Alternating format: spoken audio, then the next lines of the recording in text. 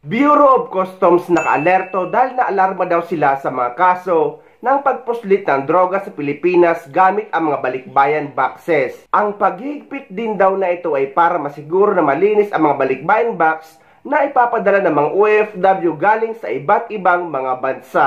Naka-alerto ang Bureau of Customs laban sa posibleng pagpasok ng illegal na droga sa bansa na nasa balikbayan boxes. Yan ang ulat ni Luisa Erispe. Ikinaalarma ngayon ng Bureau of Customs ang umano'y sumusubok magpuslit ng iligal na droga sa bansa mula sa Estados Unidos. Ayon kay Commissioner Ariel Nepomuceno, may nahuli kasi sila na gumagamit pa ng balikbayan boxes. Dahil dito, humingi na sila ng tulong sa US Homeland Security para mahuli ang mga nasa likod ng iligal na gawain. Unfortunately, ang ginagamit, balikbayan boxes. Ngayon, nauunawaan naman natin na kami ay napakaingat. Utos ko yan dahil yan ay para sa ating mga kababayang OFWs at kanilang mga kamag-anak. Kaya lang may nananamantala, sumusubok kung natutulog ang BOC. Pumapasok na ngayon, sir, ang illegal drugs. Sorry sa US, nasa news naman.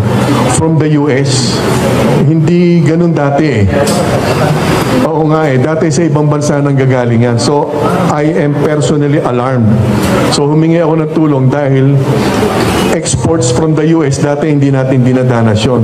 Dahil balikbayan boxes ang sinubukang gamitin upang makapagpuslit ng droga, ngayong holiday season, babantayan nila na walang makakalusot na droga o kahit smuggled items gamit ito. Gamit ang x-ray machines at iba pang teknolohiya ay sisiguruhin nilang malinis ang mga pumapasok na padala ng ating mga kababayan na mga overseas Filipino workers mula sa iba't ibang bansa. Pag hinigpitan natin ng todo-todo yan, yung mga OFWs naman natin, magagalit na naman sa Bureau of Customs.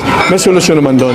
Actually, yung mga x-ray machines natin, yung mga scanning machines, kaya niya makita yung drugs. Kaya napansin nyo, sunod-sunod yung huli natin. Maging ang borders ng Pilipinas, sisikapin din ng BOC na mabantayan.